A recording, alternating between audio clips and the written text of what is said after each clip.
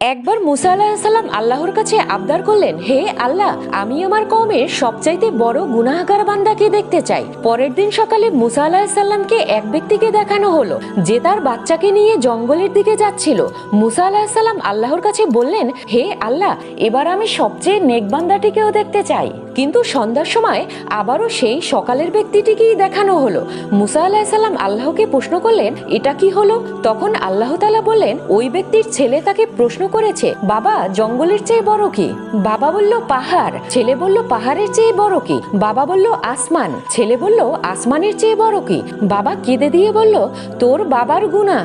ছেলে বলল, গুনার চেয়ে বড় কি? বাবা খুশি হয়ে বলল, আমার আল্লাহর রহমত আর ক্ষমা। আল্লাহ তাআলা ইজ্জতের সাথে বললেন, হে মুসা, ওই ব্যক্তির অনুশোচনা এবং আমার প্রতি অগাধ বিশ্বাসে আমি এতটাই খুশি হয়েছি যে তাকে গুনাহগার থেকে নেক বান্দা বানিয়ে দিয়েছি। সুবহানাল্লাহ।